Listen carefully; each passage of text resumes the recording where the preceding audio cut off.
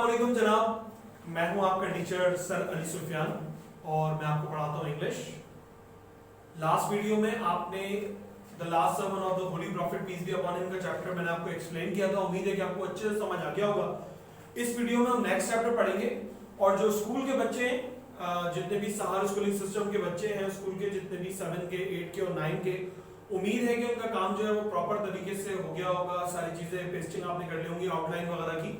तो अभी भी जो इस चैप्टर के, अब मैं चैप्टर नंबर 2 स्टार्ट कर रहा हूँ, शाह अब्दुल लतीफ।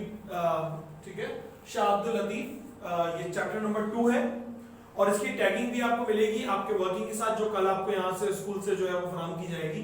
तो आपने क्या करना है, आपने उसकी पेस्टिंग करके उसके बाद जिस तरीके से आपको इंस्ट्रक्शंस दी गई हैं, क्वेश्चन आंसर्स, एमसीक्यूज, वो सब कुछ अटेंड करना है।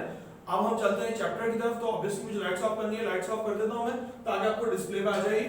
मेरे बैक पे आप नजर आ रहा होगा। आप सब अपनी बुक्स निकाल लीजिए, चैप्टर नंबर 2 पर आ जाइए, शाह अब्दुल लतीफ। ठीक है, अब मैं इसकी रीडिंग कर रहा हूं और मैं उसके साथ साथ आपको एक्सप्लेन करता जाता हूं यहां से। ठीक है, तो सबने अपनी बुक की तरफ नजर रखनी है।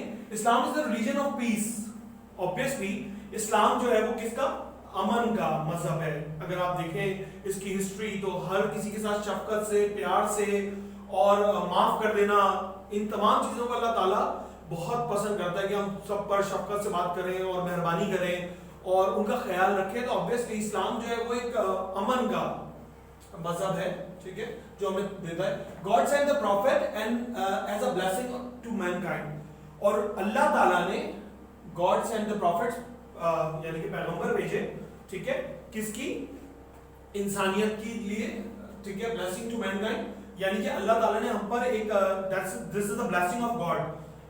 अल्लाह ताला की रहमत है कि उसने प्रॉफिट्स भेजे ताकि वो हमें समझा सके, इस्लाम के बारे में बता सके। क्योंकि देखें, किसी कुरान मजीद यहाँ पर मौजूद है, हम सब पढ़ते हैं, लेकिन अगर आपको प्रैक्टिकली कोई चीज करके दिखाई जाती है, बताई जाती है या उसके ऊपर हम अमल करते हैं तो हमें ज्यादा मेंटली तौर पे अच्छे से समझ आती है। तो ऑब्वियसली एक अल्लाह की रहमत है हम पर कि वो प्रॉफिट्स और जितने बुजुर्गान दीन यहाँ पर मौजूद हमारे साथ थे पहले, तो वो क्या करके बताते हैं, हमें चीजों को करके बता रहे होते हैं और उससे हमें बहुत अच्छे से समझ आती है वो चीजें। ठीक है,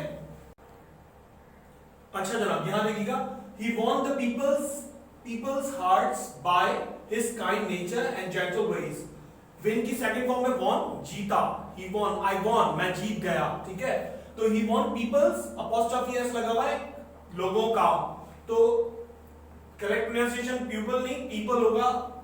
he won people's heart, लोगों के दिल जीत लिए उन्होंने। कैसे, जो प्रॉफिट्स थे, जो सेंट्स थे, उन्होंने कैसे दिल जीते लोगों के, by his kind nature and gentle ways। अपने अच्छे इखलाक की वजह से और लोगों के साथ शफकत से पेश आते थे, इसलिए लोगों के दिल उन्होंने जीत लिए। ऑब्वियसली जब आप किसी से बहुत अच्छी तरीके से बात कर रहे होते हैं, उसे अच्छे से समझाते हैं, अच्छी डिलीवरेंस करते हैं, लोगों को माफ कर देते हैं, तो ऑब्वियसली लोग आपकी तरफ ज्यादा अटैच होने लगते हैं एज कंपेयर टू अगर मैं आपसे बहुत ज्यादा गुस्से में बात कर रहा हूँ, बहुत हार्श हूँ और अच्छे से एक्सप्लेन नहीं कर रहा चीजों को, तो ऑब्वियसली शायद आपको मेरे पास आते हुए, मुझसे बात करते हुए थोड़ा डर लगेगा। ठीक है, तो किसी को भी अपनी तरफ राग़िब आप कैसे कर सकते हो, काइंड नेचर के जरिए और अपने अच्छे इखलाक के जरिए और अच्छे तरीके से प्रेजेंट करना अपने आप को।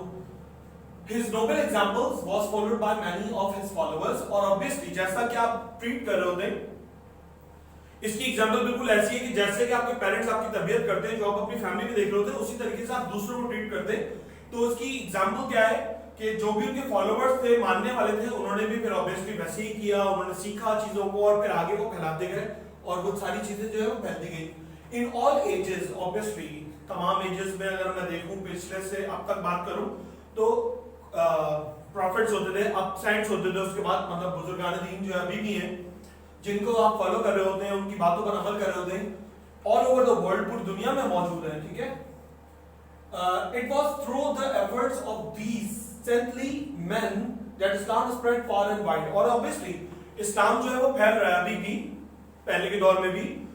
दूर दूर तक कैसे फैला, ऑब्वियसली जब लोग अमल करके दिखा रहे होते हैं, लोगों को तबलीग कर रहे होते हैं, तलकीन कर रहे होते हैं, अच्छे अमल करके दिखा रहे होते हैं, इस्लाम के बारे में बता रहे होते हैं, तो ऑब्वियसली लोग राग़िब होते हैं आपकी तरफ। तो अभी भी मौजूद है बहुत सारे बुजुर्गान दीन जो काम कर रहे हैं। प्रॉफिट्स की बात करूं, अगर मैं सारे एजेस की बात करूं पिछले से लेकर अब तक, तो लोगों के जरिए जो है वो साइंस के जरिए, प्रॉफिट्स के जरिए इस्लाम फैल रहा है।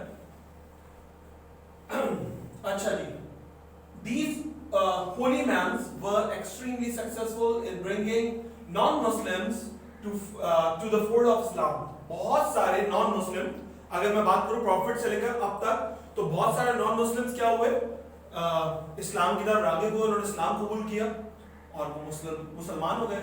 ठीक है, कैसे हुए? लोगों का उनका अच्छा बिहेवियर देखकर, इस्लाम के बारे में जानकर, तमाम चीजों के बारे में जानकर उन्होंने इस्लाम को जो है वो कबूल कर लिया.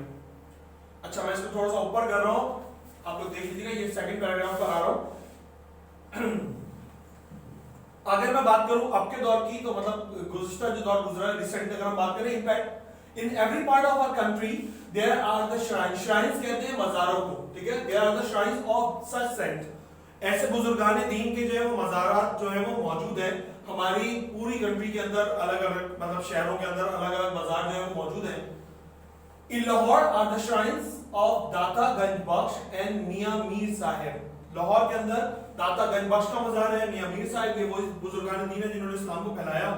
इनके बहुत सारे फॉलोअर्स थे, इनको मानने वाले लोग थे. ऑब्वियसली जो उनकी बात पर सुनते थे, अमल करते थे, और इस्लाम को फैलाने में इनका बहुत अहम किरदार है. इन पाकपतन लिव एंड डाइड बाबा फरीद. पाकपतन के अंदर जो है वहां पर रहे वो उनकी और वहीं उनकी तदफीन हुई बाबा फरीद की. In Multan is the shrine of Ghaus Bahaul Haq. Multan के अंदर गौस बाहुल हक का मज़ार जो है वो है. In Peshawar, in Quetta and in countless other towns and cities there are the tombs of these men. मैंने आपको बताया था, एनियन प्लूरल के लिए हम इस्तेमाल करते हैं. टॉम्स बोलते हैं मज़ारों को. ठीक है, मज़ार को. Tom's of these men of God. और अगर आप पेशावर चले जाएं, आप कोयटा चले जाएं, या कोई भी और छोटे छोटे टाउन्स हैं, वहां पर आपको इसी तरीके के बुजुर्गान दीन के बहुत सारे मज़ारात जो है वो मिल जाएंगे. ठीक है. In Sindh are the tomb of two great saints. Sindh के अंदर भी जहां हम रह रहे हैं, ऑब्वियसली सिंध है, और यहां पर भी वो कह रहे हैं दो बहुत बुजुर्ग अहम शख्सियात बुजुर्गान दीन जो है वो गुजरे. शाह अब्दुल लतीफ एंड कलंदर लाल शाहबाज. इन दो बहुत फेमस पर्सनालिटीज हैं, फेमस सेंट्स हैं ये, जिनके मज़ार जो है वो सिंध में मौजूद है. पहले है शाह अब्दुल लतीफ बिटाई, जिनका चैप्टर मैं आपको पढ़ा रहा हूँ, और दूसरे हैं कलंदर लाल शहबाज. लाल शहबाज कलंदर का मज़ार जो है वो सिंध में मौजूद है. ठीक है, आई होप कि आपको समझ आ गया होगा. मैं इसको ऊपर कर रहा हूँ, स्क्रॉल कर रहा हूँ मैं, पैराग्राफ नंबर 3. अच्छा जी, wait. The great saint Shah Abdul Latif who is lovingly called मतलब कहलाना होता है प्यार से, called Lal Latif by his devotees. Shah Abdul Latif Bhitai who is lovingly called Lal Latif, यानी कि आपके जो मानने वाले ने, डिवोटीज बोलते हैं मानने वालों को. ठीक है, जो आपको मानते थे, जो आपके पैरोकार थे, वो क्या थे, वो आपको प्यार से लविंगली कॉल्ड मतलब प्यार से किसी को कहना, लाल लतीफ के नाम से आप मशहूर थे. By his devotee was born in 1102 हिजरा.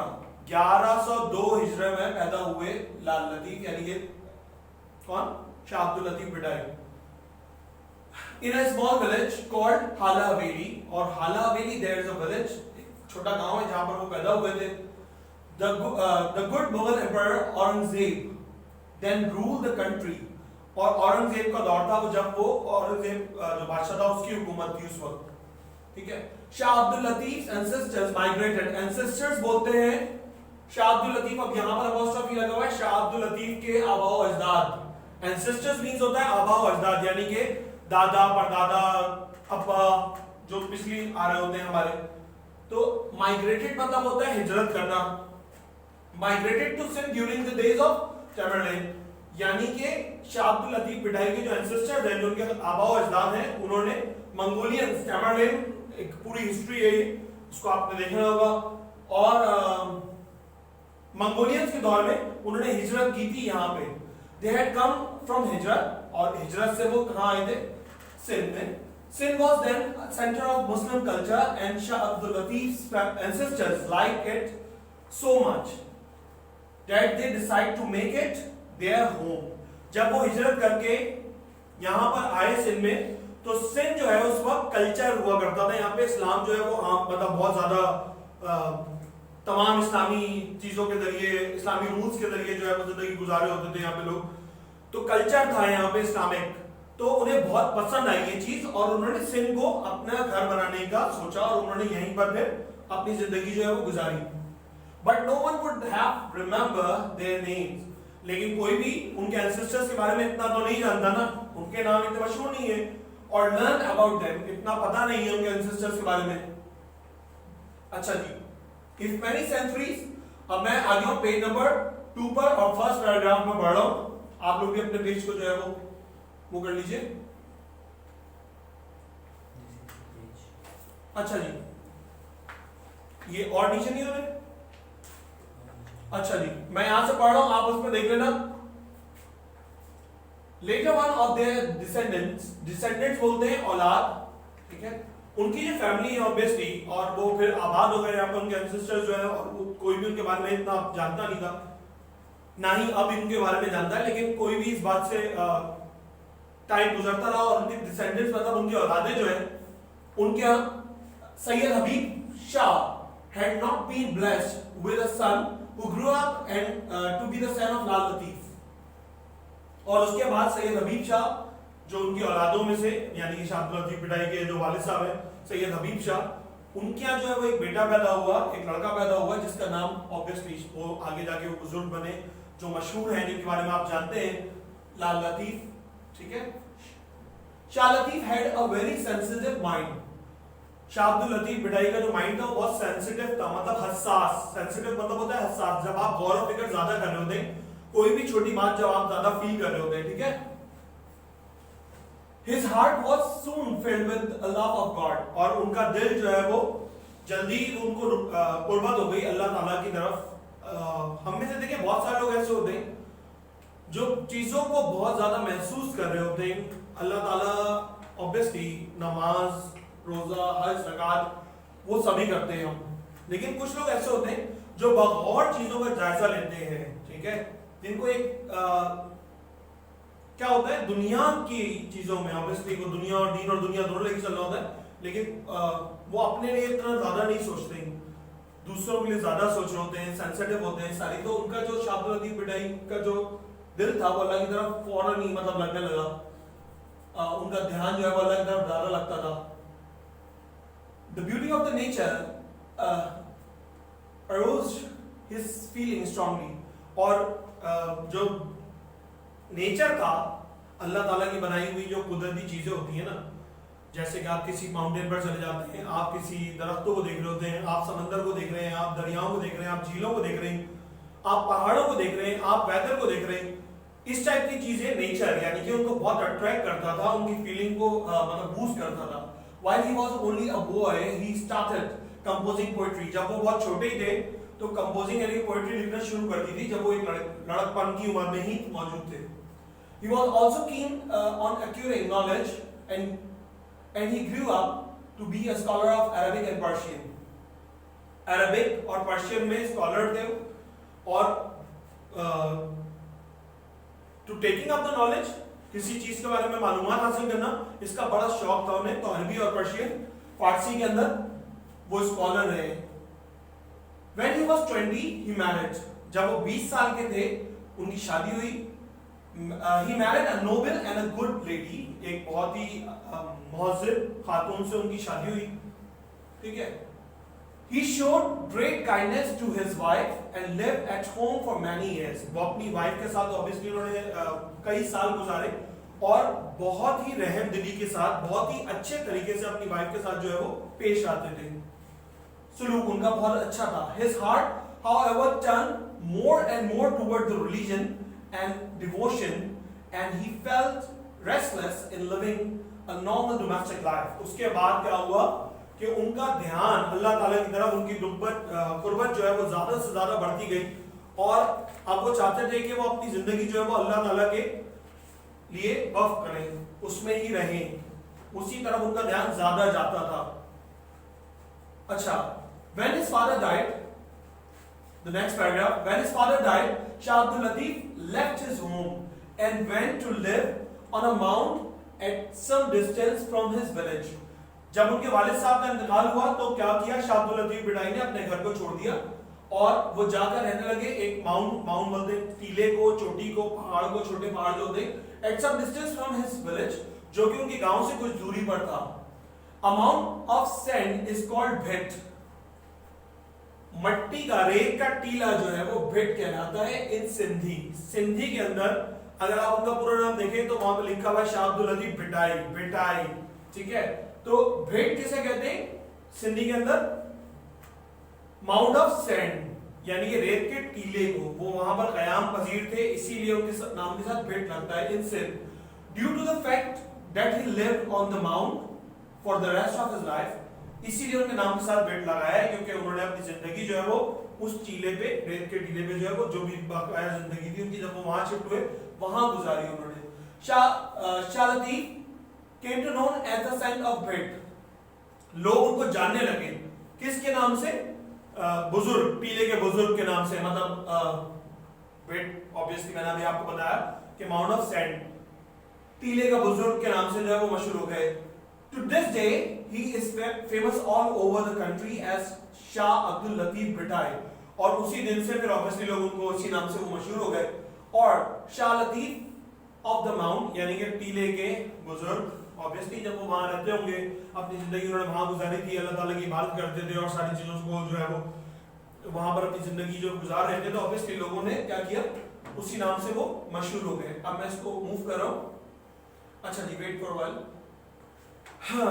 अब मैं नेक्स्ट पैराग्राफ पर आ रहा हूं। यहां पर आपको दिख रहा होगा, एज डेज पास, जैसे जैसे दिन गुजरते रहे, Latif loves of God grew more and more, उनका प्यार जो है वो अल्लाह ताला की तरफ और से और बढ़ता गया। ग्रू मोर एंड मोर, अच्छा जुमला आप यूज कर सकते हैं किसी पे भी, यानी कि ज्यादा से ज्यादा होता गया। ग्रो की सेकंड फॉर्म यहां पर है। until he found the pleasure only the devotion and spent most of his time in the prayer and deep thinking, और इतना ज्यादा उनको मजा आने लगा कि उन्होंने अपनी जिंदगी का ज्यादा से ज्यादा वक्त, अब वो अपना ज्यादा से ज्यादा वक्त कहां लगाते? अल्लाह की इबादत में और गहरी सोचों में, ठीक है, वो सोचते बहुत ज्यादा। His spiritual power grew stronger with the prayer and devotion, so much of that people began to be attracted toward him. Obviously आपके अंदर एक रूहानियत आने लगती है, आपके ऊपर अल्लाह का नूर नाज़िल होने लगता है। तो क्या हुआ, उनके डिवोटीज, उनके मानने वाले इतने अच्छे तरीके से वो ट्रीट करते थे लोगों को, इतने अच्छे जो है वो बातें बताते थे, इतने रहम दिली के साथ लोगों को ट्रीट करते थे कि डिवोटीज यानी कि मानने वाले बढ़ते रहते हैं ना फिर आपके। तो ऐसा ही हुआ और ज्यादा से ज्यादा लोग अट्रैक्ट होने लगे उनकी तरफ। Anyone who came to him was strongly impressed by his gentle ways and his followers increased day by day. जो भी उनसे मिलने आता ऑब्वियसली इतना मुतासिर हो जाता उनकी पर्सनालिटी से कि जो उनके मानने वाले थे ऑब्वियसली वो बढ़ते गए। यहाँ पर अगर आप देखें लिखा हुआ है gentle ways and his followers increase means होता है बढ़ना डे बाय डे, दिन ब दिन, ठीक है। तो दिन ब दिन उनके जो मानने वाले थे, जो फॉलोवर्स थे, ऑब्वियसली वो बढ़ गए। Close to the mount on which La Latif came to live is a natural lake. उसी टीले के करीब जहां पर शाह अब्दुल लतीफ भिटाई रहते थे, वहां पर एक लेक बोलते हैं झील को, झील मौजूद थी। ऑब्वियसली मैंने भी आपको पहले ऊपर बताया था कि वो अट्रैक्ट होते थे नेचर से, नेचर उनको अट्रैक्ट करता था, तो वहां पर ऑब्वियसली झील थी। If you are going and sit around it, आपको एक पीस फील होता है वहां पर, है ना। तो क्या हुआ, his poetic nature love the काम एटमॉस्फेयर। ऑब्वियसली अगर आप पोएटिक नेचर के होते हैं, अगर आप पोएट्री वाले रिलेटेड होते हैं, तो आपको काम यानी कि सुकून वाला माहौल आपको बहुत अट्रैक्ट करता है अपनी तरफ, और आपका मेंटली तौर पे आप ज्यादा उसमें सोचते हो, अच्छे से चीजों को कंपोज कर पाते हो, चीजें अच्छे से कर लेते हैं। तो पोएटिक नेचर था उनका ऑब्वियसली। तो क्या होता था, यहाँ पर काम एटमॉस्फेयर अट्रैक्ट करता था उनको, उन्हें अच्छा लगता था वो नेचर। अच्छा जी, आई होप कि आपको अच्छे से समझ आ रहा होगा। आपने अपनी बुक्स की तरफ देखकर, और फिर मैं ऑब्वियसली यहाँ से रीडिंग इसीलिए कर रहा हूँ कि आपको अच्छे से समझ आ जाए। He would spend much of his time sitting on the bank of this lake. उसके किनारे, बैंक ऑफ दिस लेक मतलब उसकी लेक की झील के किनारे वो बैठ जाते थे और ज्यादातर अपना वक्त वहीं गुजारते थे। As he sat, sit की सेकंड फॉर्म है set, time वो ज्यादातर अपना वक्त जो है वो इबादत में गुजारते थे. गॉड एंड समटाइम्स, ये नेक्स्ट पेज पर मैं आ गया हूँ, God and sometimes compose verses in his praise. Allah ताला की इबादत में जो है वो ज्यादातर वक्त गुजारे होते थे और उसकी तारीफें, उसकी इबादत के लिए अच्छे हम वगैरह जैसे लिखते हैं हम, तो वर्सेस बोलते हैं शेर और शायरी, मतलब वो जो शायरी करते थे, अल्लाह ताला की तारीफ बयान कर रहे होते थे. अच्छा जी, अब मैं नीचे वाला पैराग्राफ पढ़ रहा हूं. Shah Abdul Latif was not only a saint and a poet, ना कि वो एक बुजुर्ग थे शाह अब्दुल लतीफ, जबकि वो एक पोएट भी थे, but also a musician. Shah Abdul Latif पिटाई जो है वो म्यूजिशियन भी थे. म्यूजिशियन किसे कहते हैं? जो कोई इंस्ट्रूमेंट प्ले कर सकता हो, यानी पियानो या गिटार या इस तरीके का कोई भी चीज. he found great comfort in music, और उन्हें बहुत मजा आता था म्यूजिक के साथ चीजों को करने में. His skill in this art enabled him to make many improvements and change in the difficult music to of this time. और obviously इतना ज्यादा वो उस चीजों को उसमें इन्वॉल्व हुए कि उस वक्त का जो मुश्किल म्यूजिक था, जो चीजें थी, उन्होंने आसान करने की कोशिश की, और वो चाहते थे कि यार म्यूजिक जो है वो सिंपल लिया जाए और आसान हो. काफी इंप्रूवमेंट उन्होंने उसमें की. एज इन एवरीथिंग एल्स, जैसे कि दूसरी चीजों में भी चेंजेस हो रही होती हैं, तो म्यूजिक भी आसान होना चाहिए. He loves simplicity in music and musical instrument. जाहिर बात है, सिंपलिसिटी मींस होता है सिंपल, मतलब एक आम. अपनी जिंदगी भी अगर आप उनको देखें तो वो ऑब्वियसली अपनी जिंदगी जो है स्पेंड कर रहे थे उस रेत के टीले पर. बहुत ही सिंपल लाइफ थी उनकी. अल्लाह ताला की इबादत करना, पोएट्री करना, चीजों को देखना. तो वो क्या चाहते थे कि म्यूजिक जो है और म्यूजिकल इंस्ट्रूमेंट जो है वो भी सिंपल से ही हो.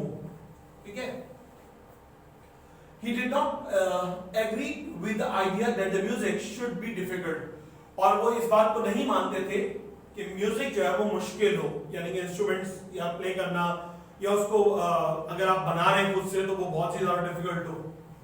So he made it simple. तो उन्होंने उसको आसान किया. आसान कैसे किया? He also invented a simple musical instrument and called it तंबूरो. तंबूरो जो है उन्होंने इन्वेंट किया था. अगर आपने देखा हो सिंधी फोक सॉन्ग्स, अगर आपने देखे हो तो वो एक गिटार टाइप का होता है, जैसे कि सितार होता है. ठीक है, राउंड सा होता है और एक वुडन स्टिक उसके साथ मौजूद होती है. स्ट्रिंग्स होते हैं उसके अंदर, और अगर आपने उसको देखा हो तो लोग ऐसे प्ले कर रहे होते हैं उसके साथ. अब तो खैर बहुत ज्यादा वो सजू लेते हैं उसको, पीछे वो सारी चीजें लटकाए होते हैं धागे से और वो सारी चीजें, लेकिन वो सिंपल सा होता है गिटार टाइप का. ठीक है. It was like an instrument used by the Arabs, और अरब भी इस टाइप का एक इंस्ट्रूमेंट जो है वो यूज करते थे. But the number of strings was different. Strings बोलते हैं वो तार, जैसे आपने गिटार के अंदर देखोगे ना स्ट्रिंग्स होते हैं. अरब भी इसी तरीके से एक इंस्ट्रूमेंट जो है वो यूज करते थे, जैसे उन्होंने तंबूरा बनाया था, लेकिन तारों की तादाद कम थी, डिफरेंट थी, अलग थी. अच्छा, to this day the tamburo is popular all over the Sindh. उस दिन से ऑब्वियसली तंबूरो जो है वो मशहूर है. सिंध के अगर आप फोक सॉन्ग सुने हैं वो, तो वो प्ले जरूर करते हैं उसके अंदर, अगर आपने सिंधी फोक सॉन्ग सुने हो. Old and young play it and sing the song of Latifs to its simple but moving tunes. अच्छा जी, ऑब्वियसली वो अभी भी बूढ़े हो या जवान हो. यहां पर आप देखिए ओल्ड एंड यंग, बच्चे या बूढ़े, बच्चे हो या बूढ़े हो, play it and Singh the song of Latif. अब आज भी वो बजाते हैं, प्ले कर रहे होते हैं उसको, और शाह अब्दुल लतीफ पिटाई के it's simple but moving tunes. Moving tunes क्या होती है? जिसको सुन के आप झूम उठते हैं. सिंपल होती है, लेकिन किसी की कोई ट्यून आपको जो है वो, जब बीट्स जिसे हम कहते हैं, जब आप वो गाना सुनते हो, उसका म्यूजिक सुनते हैं, तो आपको समझ आ रहा है नहीं आ रहा, आपको झूमने का दिल करता है. तो मूविंग ट्यून्स मतलब झूम उठते हैं लोग उसको सुन के. लाल Latif died in 1165 Hijra on the mount where he had lived and was buried there. लाल लतीफ का जो है वो शाह अब्दुल लतीफ पिटाई का जो इंतकाल है वो 1165 हिजरा में हुआ, और उसी माउंट पर उनको दफनाया गया जहां वो रहते थे. A famous king of Sindh, Ghulam Shah Kalhoro, was so devoted to him. और वहां का जो उस वक्त कौन था? किंग जो था गुलाम शाह कल्हरो, वो भी उनका मानने वाला था. उस वक्त वहां का बादशाह था वो सिंध का. To him that he built a shrine over his grave. और उसकी कबर पे श्राइन, श्राइन अभी मैंने आपको बताया था कि मजार को कहते हैं। तो वहां का जो बादशाह था उस वक्त का, वो भी आपका मानने वाला था, और आपके जब इंतकाल हुआ तो ग्रेव, ग्रेव बोलते हैं कबर को, यानी कि आपको दफना दिया गया था, आपकी कबर में जो है वो उसने मजार बनवाया, ठीक है, मजार है उनका। Latif devotees collected his poetry and this collection came to be called the Shahjo Risalo of Shah Abdul Latif, यानी कि जो भी उनके मानने वाले थे उन्होंने क्या किया, शाह अब्दुल लतीफ बिटाई की जो पोइट्री थी उसको कलेक्ट किया और उसको एक जगह पर तश्कील दे दिया गया, मतलब पूरे एक रिसाला बना दिया गया, रिसालो ऑफ शाह अब्दुल लतीफ के नाम से वो है। He was a poet of the people, लोगों के लिए लिखते थे, सिंपल लिखा करते थे ताकि आसान कर सके चीजों को, ठीक है। So he wrote poetry in the language of the common man. तो उन्होंने पोएट्री, जो नेचर था उनका सिंपल था, सिंपलिसिटी को पसंद करते थे, तो जो जबान उन्होंने यूज की अपनी शायरी के अंदर वो भी एक आम शैली की जो जबान होती है, कॉमन मैन मतलब जो लोग, आम लोग जो बोल रहे होते वो ही यूज की है। The collection of this poems is so valued that it has been translated into many languages, और बहुत ज्यादा मशहूर है शाह अब्दुल लतीफ बिटाई की पोएट्री जो है वो, और उसको बहुत सारी लैंग्वेजेस में ट्रांसलेट किया गया है, ठीक है, ट्रांसलेटेड इनटू मैनी लैंग्वेजेस। ये मैंने अभी आपको बताया कि उसको ट्रांसलेशन किया गया है शाह अब्दुल लतीफ बिटाई की पोएट्री को। One great quality of Latif's poetry beside its simplicity, simplicity तो है ही, लेकिन उसके अलावा एक और भी क्वालिटी है क्या उनकी पोएट्री की, is it's moving tunes, moving music, यानी कि पोएट्री के साथ जो म्यूजिक ऐड हुआ हुआ है, जो प्ले करके वो लोग बजा रहे होते हैं उसको, जो उसकी धुनें वो एक अहमियत की हामिल है। साथ साथ when you listen to it, जब आप उसे सुनते हैं, even if you do not understand a word of it, यानी कि आपको वो एक लफ्ज भी समझ में नहीं आ रहा, ठीक है, do not understand a word of it, अगर आपको एक लफ्ज भी नहीं समझ में आ रहा, you will be moved by its melody, आप उसकी मेलोडी सुनकर ही मूव करना शुरू हो जाते हैं। जैसे कि बहुत सारे लैंग्वेजेस के अगर आप सॉन्ग सुन रहे होते हैं, आपको समझ नहीं आ रहे, बस उसकी मेलोडी इतनी अच्छी है, उसकी म्यूजिक इतना अच्छा है कि आप उससे झूम उठते हैं। तो वैसे ही इनकी जो है वो पोएट्री भी इसी तरीके की है। Latif's Urs is held at the shrine every year on 14 Safar, 14 Safar को शाह अब्दुल लतीफ बिटाई का जो है वो उर्स मनाया जाता है, second month of the Muslim calendar, Muharram Safar, ठीक है। तो 14 सफर को, यानी कि सेकंड मंथ, दूसरा मंथ होता है मुस्लिम कैलेंडर का, जो मुस्लिम कैलेंडर का जो हमारा कैलेंडर है, मुहर्रम है सबसे पहला महीना उसका, ऑब्वियसली सबको पता है। तो उसके बाद क्या आता है, सफर, 14 सफर को जो है वो उनका उर्स मनाया जाता है। Many thousands of people gather, listen to the saint's song, sung on the tamburo, and offer their prayers. वहां पर उनकी श्राइन पर जो था बहुत सारे लोग जो है वो जमा होते हैं, तंबूरो प्ले किया जाता है, वहां पे इबादत होती है, और उनकी जो पोएट्री है उसको गाया जाता है, अल्लाह ताला के कलाम जो है वो सारे वो वहां पर गा रहे होते हैं लोग। Many learned men read papers that tell about Latif's life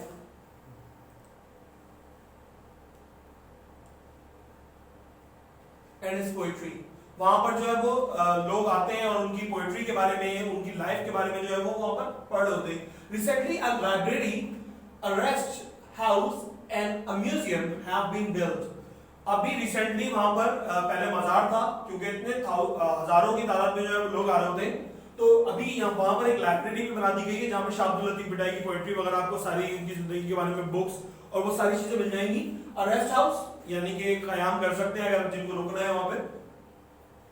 and a museum में हैव बीन बिल्ट, बना दिया गया म्यूजियम, ताकि वहां पर जो है वो लोग उनकी चीजों को देख सके, जो भी चीजें वो इस्तेमाल करते थे। तो एक म्यूजियम भी वहां पर मौजूद है। द श्राइन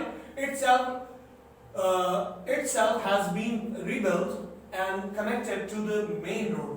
पहले ऑब्वियसली वो बना हुआ था पहले, अब जो है उसको रीबिल्ड कर दिया गया है, उसकी दोबारा से तामीर कर दी गई है और उसको कनेक्ट कर दिया गया है रोड से, मेन रोड से, यानी रोड वगैरह भी बना दिया होगा। It's lovely white Doom, it's lovely खूबसूरत वाइट डूम, डूम मींस क्या होता है, गुंबद, ठीक है, जो अंदर से हॉलो, जैसे आप कायदान का मजार अगर आपने देखा हो तो वो राउंड शेप में है ना, गुंबद है उसका, अगर आप अंदर से देखते हो तो हॉलो होता है वो, अगर आप अंदर मजार के जाए, और ऊपर से अगर आप देखें तो राउंड शेप उसकी नजर आती है, तो डूम बोलते हैं गुंबद को, जैसे मस्जिदों के भी गुंबद बने होते हैं, representing the purity and dignity of Latif. White colour का जो गुंबद नजर आता है तो ऑब्वियसली वो रिप्रेजेंट कर रहा होता है प्योरिटी को, खालिसपन जो है, सिंपलिसिटी जो है शाह अब्दुल लतीफ की उसको।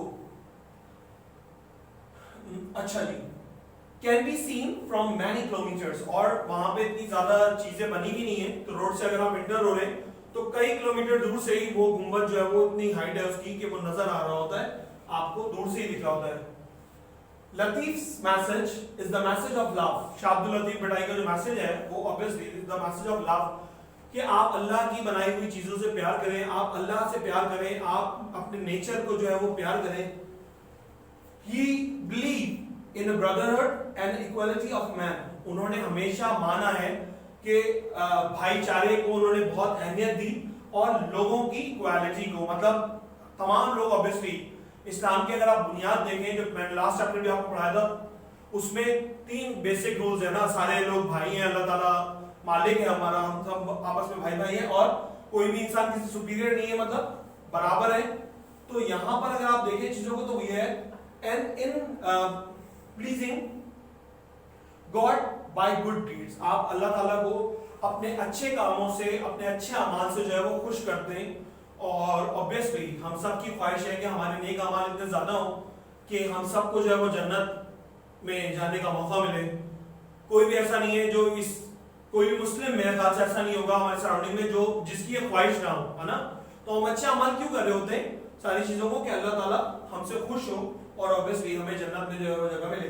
This according to him is the goal of life, और हमारे मुताबिक, इनके मुताबिक जो है वो यही जिंदगी का मकसद है। ऑब्वियसली देखें, that was a chapter, I hope कि आपको बहुत अच्छे समझ आ गया होगा, और मैं भी अपनी क्लास का जो इख्तिताम कर रहा हूं, बस मैं आपसे क्या कहना चाहता हूं, जो लास्ट लाइन है इसकी बहुत ही इंपॉर्टेंट है, आप अच्छे अमाल को कीजिए, ठीक है। अल्लाह ताला कैसे खुश हो सकता है, आपके अच्छे अमाल से, और हम सब की जिंदगी का मकसद भी यही है। कहते हैं ना कि ये जिंदगी जो है वो क्या है, दिस इज एग्जामिनेशन हॉल, जहां पर आप एक एग्जाम दे रहे हैं, और ऑब्वियसली इसका नतीजा हम सबको मिलेगा रोजे क़यामत। तो रोजे क़यामत आपकी नेकियों का पलड़ा अगर भारी होगा तो ऑब्वियसली आपकी खुशी की इंतहा नहीं होगी। तो नो डाउट एकदम से आप अपनी जिंदगी को चेंज नहीं कर सकते, लेकिन बिट बाय बिट, थोड़ा थोड़ा करके हम अच्छे अमाल से अपनी जिंदगी को, अपने आप को और लोगों को खुश रख सकते हैं, अपने आप को जो है वो अच्छा बना सकते हैं।